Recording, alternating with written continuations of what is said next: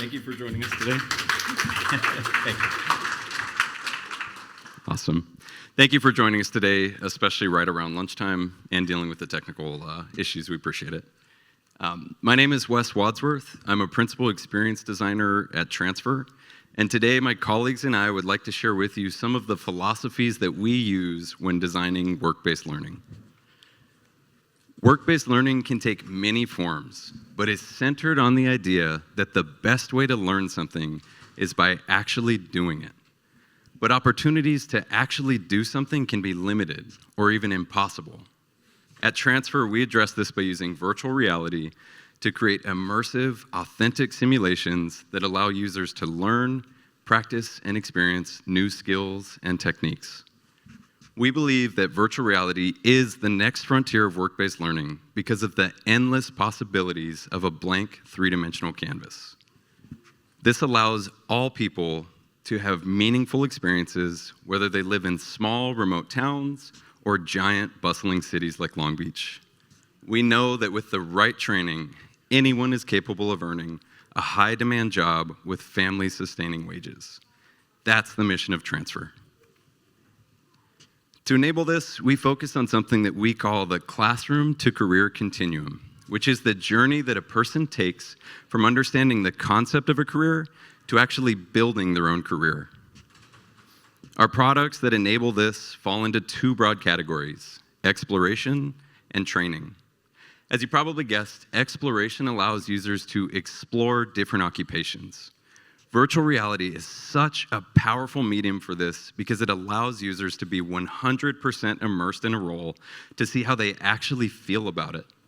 Not only can this help people be saved from spending time and money acquiring a job they don't actually like, but it can allow them to discover a passion or a fear they never knew they had. Our training products allow users to practice and learn new skills in a non-judgmental, low-risk environment. Now, all of our products are unique, as are any of yours, but we always ask the same three questions when approaching our design process. Each question is owned by a different designer, and each of us would like to share our questions with you all today.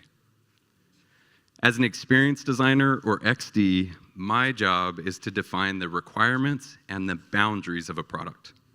I then pass this information to an instructional designer, or ID, who develops individual learning experiences.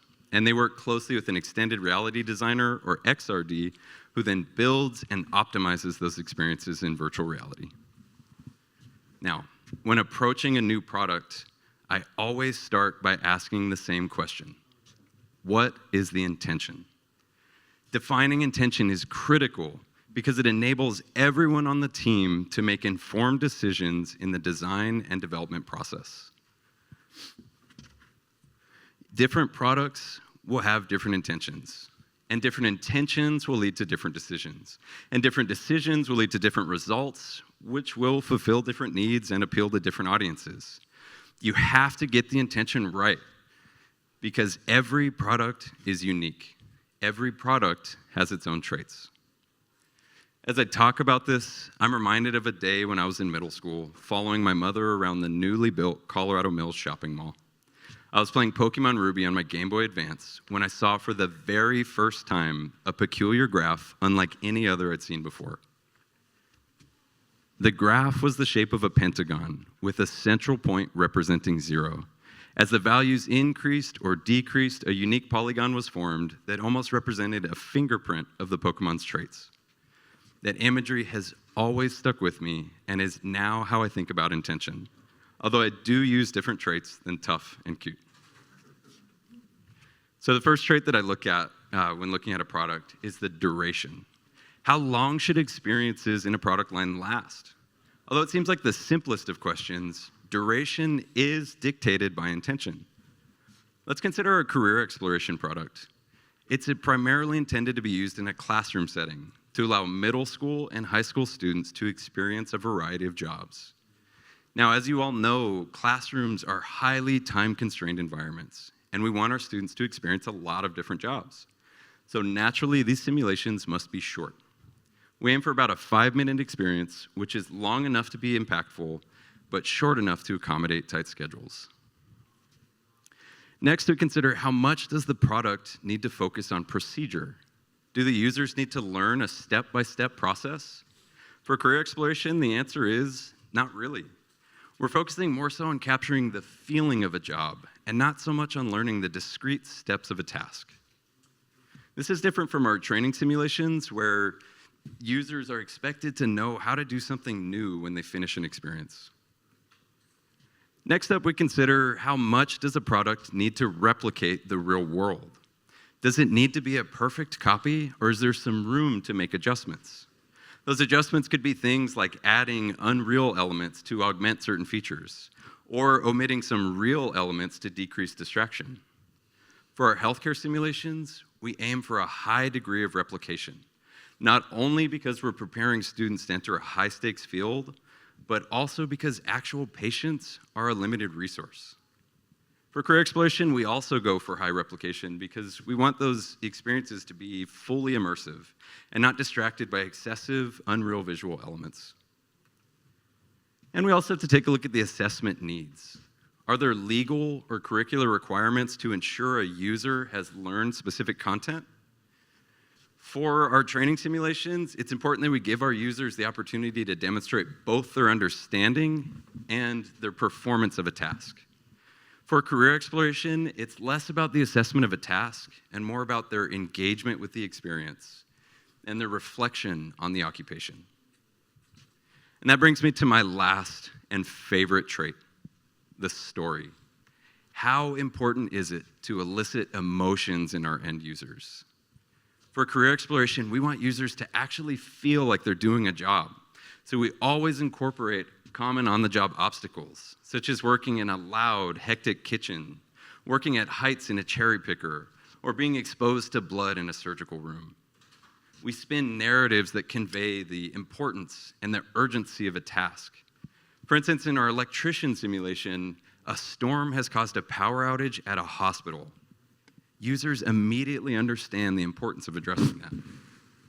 But we also want to focus on the rewarding, satisfying moments of a job, such as seeing the lights click on for an entire town after you fix a power line. When you take all of these traits, you generate a fingerprint for the product that communicates the intention to the designers involved. This clarity empowers them to confidently create meaningful experiences that will meet the needs of our end users, ultimately creating an effective product line. In short, this answers the age-old question, who's that Pokemon? And with that, I'd love to introduce my awesome colleague, Marina. Thank you. Thanks, Wes. Hi, my name is Marina Halter, and I'm a senior instructional designer at Transfr. I'd like to share with you a question that instructional designers often ask themselves when they do their work. And that question is, what are the learning outcomes? To put it broadly, a learning outcome is anything that you want the learner to know or be able to do by the end of the learning experience. In this case, a VR simulation, or SIM for short. To do this, I use a process called backward design, which is common in the education industry.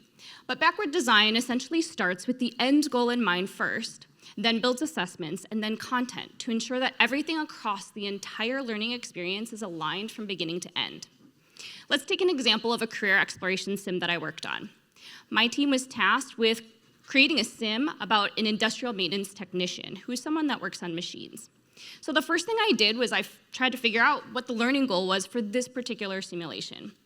To do that, I used all the information that Wes just provided in his analysis of the product to figure out who my audience was, what the duration of the sim had to be, and how this sim fit into the larger product of career exploration.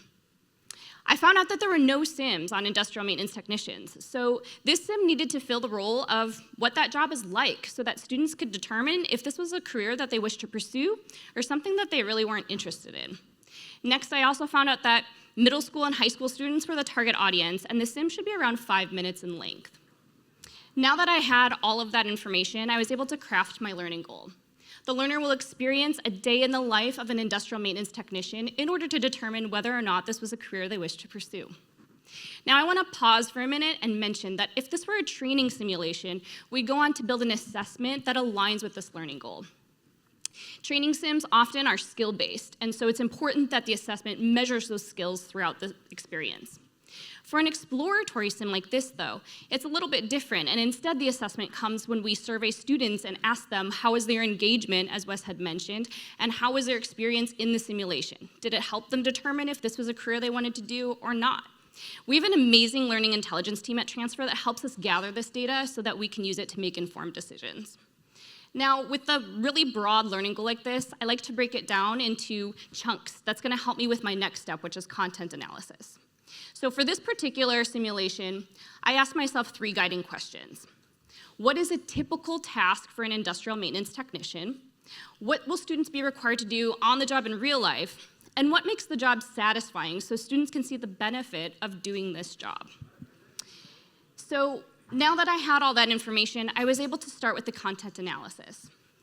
I did a lot of research about industrial maintenance technicians, and I found that they're basically people that work with their hands, they use tools, and they troubleshoot and problem solve to fix machines. If there's nothing wrong with the machine, then they use predictive or preventative maintenance to make sure nothing happens with the machine in the future. As you can imagine, this role applies to a variety of industries, so it's really important to kind of think through a few ideas and narrow it down. The first idea came from, actually took place in a mining shaft, where an industrial maintenance technician would have to go in and troubleshoot what was going on with this erratically behaving mining drill. This would have taken place in a really cool environment. It would have been nice and moody. Students could see what it was like. The only problem was this is a really specialized task. So when we consulted with our subject matter expert, they agreed it was a little bit too specialized to be representative of a typical task that an industrial maintenance technician would do. In addition, this idea would also involve a lot of problem solving and thought processes that might not be able to be captured in a 5-minute simulation and would maybe require more thinking instead of actual doing, where students would be able to interact in the simulation itself. So for these reasons, the alignment wasn't quite there to our learning goal, and another idea was considered instead. This one took place in the food industry, where we have these large industrial cookers. And on some of the cookers, there's these scrapers that mix up the food in order to prevent the food from sticking, right? This is great unless they start to break down and wear, and then you get plastic in your food, which obviously you don't want. So in this case, the whole food production plant would have to stop. You'd send in an industrial maintenance technician. They'd come in and diagnose and figure out what's wrong, repair or replace those scrapers, and then everything can get back up and running once it's repaired. I thought this was the perfect opportunity for a student to experience what an actual industrial maintenance technician would do. It would involve problem solving, it would involve using tools, working with their hands to repair a machine, and then they'd actually be able to see the value of the work because the food production plant would be able to get back up and running because of what they were able to do. The subject matter expert we consulted with agreed that this was a good representation of the task. So now that I had the content, I needed to distill this down into a 5-minute simulation, right? So this is where I scaffolded instruction. Scaffolding instruction basically means that I took the sim and created it in a way that allows students to not get so frustrated where they'd want to just quit and leave the sim, but they would also not get their hand held throughout the whole entire sim either. This happy medium takes place within what's called the zone of proximal development, which is essentially the space where students can do something with no help at all and what they can do with some help. This allows them to have that confidence that they need to keep going and not give up, and makes them feel proud of what they're able to accomplish by the end of the experience. So to do this, we use a coach. And a coach is somebody who usually has more experience than the learner and is able to guide them and walk them through, help them if they get stuck, or provide feedback to them.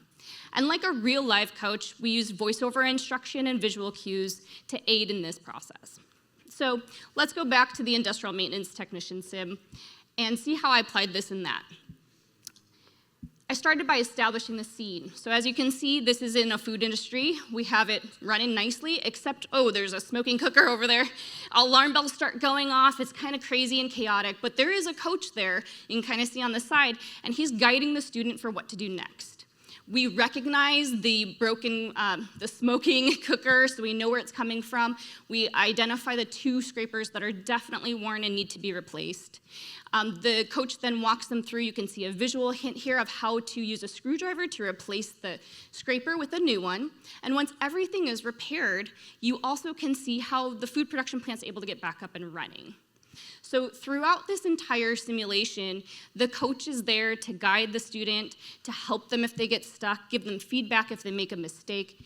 And it also was able to make sure that this simulation fit within the 5-minute time constraint we had for the product, as well as made sure that we followed a story arc that represented what an actual industrial maintenance technician would do. So as you can see, I really utilized the question that I asked at the beginning of what are the learning outcomes to help drive all the design decisions that were made whenever I design a VR simulation.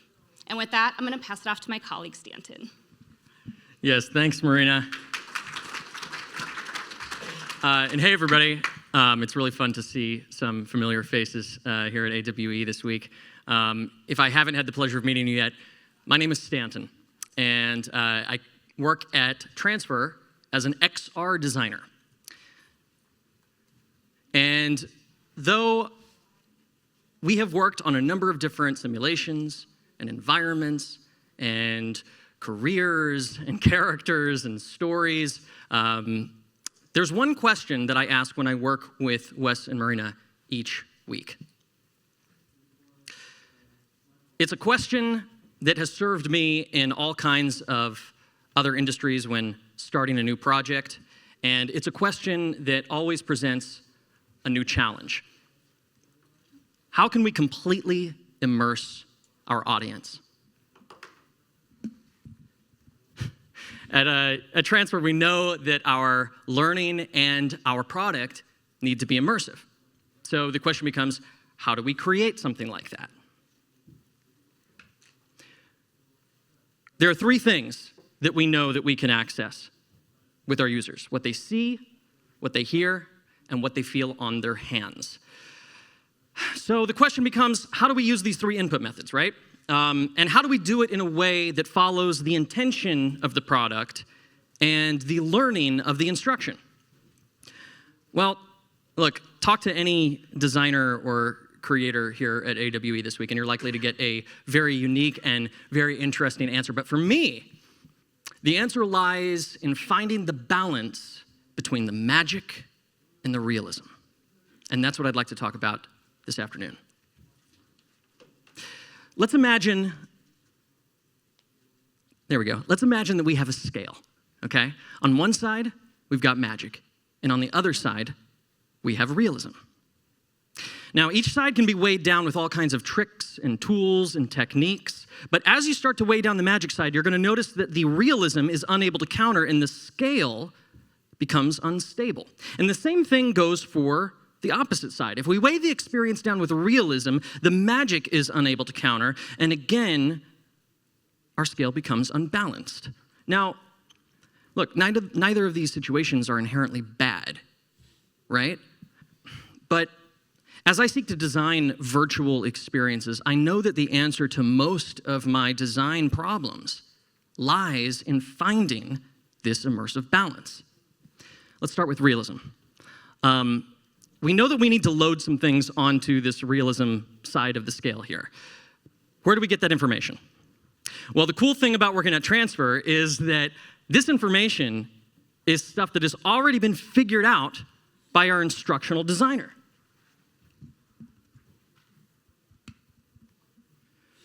Marina just talked to you about things like structure and support, content. These are elements where realism starts to take shape. For example, it's the order in the structure that an instructional designer creates that tells me what kind of moments to craft and in what order they should appear. It's the scaffolding instruction that tells me how a virtual experience should behave and what kind of behavioral logic I should be writing. As I start to add step-by-step instruction, the experience starts to feel more and more real. Let's take a look at a specific example. Earlier this year, my team and I were tasked with creating a work-based learning experience for students where they get to explore the career of being a pharmaceutical technician. Now, if you don't already know, pharmaceutical techs prepare different medicines and infusions. There's a lot that goes into a career like this. So we started by taking some of the actual real-world tasks that the instructional designer identified, and we designed a world in which these tasks could take place. Storyboards were sketched out, which you can see some examples of up here, and 3D models were created by our artists who took references from our subject matter expert. Then we used Unity and an internally developed SDK, and we started to create a basic scene where the user would learn how to break open a little small glass ampule, inject a syringe into it, pull out the liquid medication, and then put that syringe and inject it into an IV bag. You can see here we've got like some early gray box prototype versions from early Unity scenes. We even considered and created consequences based on user error and mistakes. As it turns out, glass ampules are, made of glass. And so dropping something like that in a lab tends to require a lot of cleanup. It sounds complicated, and the truth is it was. Realism tends to be complicated. But with each new interaction, with each new step, with each new device, with each new consequence, the experience started to feel more and more real. And even though it felt real, it didn't yet feel immersive, which brings us to the other side of the scale, magic. So we know that the weights of realism are found through our collaboration with an instructional designer. Where do we get the weights for magic? Anybody have a guess? Particle effects. If only it were that easy, right? If I could just drop in some Unity particle effects and then there we go, there's all our magic. Now, I'll give you a hint though. You actually heard from him just a few minutes ago, right? Our collaboration creates realism with instructional design. The magic comes from our collaboration with experience design. Wes just talked about intention, right? And how things like story and duration shape the intention of the product. And it's in these elements that we find the weights for magic. Take, for example, duration, right? This is one of the key elements that Wes talked about in his Pokemon chart. While it is technically a restriction on the product, the limit of time can actually be a really powerful weight for magic. In real life, teaching somebody how to do something new takes a lot of time, and for good reason, right? We don't want to throw somebody into operating a really expensive or dangerous piece of equipment without proper training, and that takes time. Doing it in less amount of time is not real. It's magical, and that's the point. That's where the value lies. As we start to add things like duration and fictional story, the scale of immersion starts to counterbalance, and the experience starts to feel more magical. Let's go back to the example that I referenced earlier. So as we were creating our very first initial prototype versions of this pharmaceutical technician experience, we noticed a problem. Our users were having trouble doing a specific task that we were trying to teach them, which was to break open this little tiny glass ampule. At the time, we were deploying to MetaQuest 2 headsets, and I'm sure everybody knows, but the controllers on these have these, large infrared rings on the outside. And what it meant was that when our users went to grab this little tiny ampule, their hands, when they got close enough to perform this interaction, would stop because the sensor rings would bang up against the other sensor ring, and they weren't able to actually do what we were trying to teach them how to do. The immersion would be broken in that moment. The scale was off balance. We had a realistic ampule, but it needed a little bit of magic to become immersive. In the end, the solution was found in two of Wes's key traits: story and replication. We updated the story of the experience to go from using a 10 milliliter sized ampule to using a larger 20 milliliter sized ampule. And then we took it even further by increasing the scale of that 20 milliliter sized ampule object up another 20%. Now, was this realistic? Absolutely not. It was magical, and it worked. By iterating on the size and scale, we finally found the perfect balance between what looked right and what felt right. Now, we use similar magic when trying to figure out how to get the user to use proper hand grips and positions. Before each step of the process, we designed these colorful hands to appear to show the user exactly where to put their hands next. Another piece of magic, right? I mean, colorful hands appearing out of thin air is not realistic, but showing our users where to put their controllers allowed them to complete the interaction in a way that didn't involve any controller clash. And we even messed with time. It turns out that going through every step-by-step process required way more time than our product allowed. So we designed certain parts of the task to be automated and happen automatically so that the user could focus on the most important stuff. Let's take a look at how it turned out. So as you can see here, our user starts out in front of a large ventilated hood, and we've got a virtual coach who prompts them to pick up the ampule, and then watch as a little gauze pad automatically gets placed over the top, and then we've got our hand position for the opposite hand appearing, and then whichever hand feels most comfortable, the user reaches out, grabs the top, twists that top off, breaks the glass, and sets it back down. Of course, as you start to weigh down the magic side of the scale, you can always go too far. In work-based learning, I often recognize this when an experience starts to feel arbitrarily gamified. So it's really on you as creators and designers to watch out for the scale tipping too far in either direction. I hope this idea helps you as you start to create stuff that feels immersive for work-based learning. And we hope that these 3 questions are ones that you take back today to whatever your next project is. Now, Transfr has a booth down at 531, and we would love to show you some more examples of what we talked about today. And we'd also love to hear about some of the challenges that you're currently tackling. Thanks so much.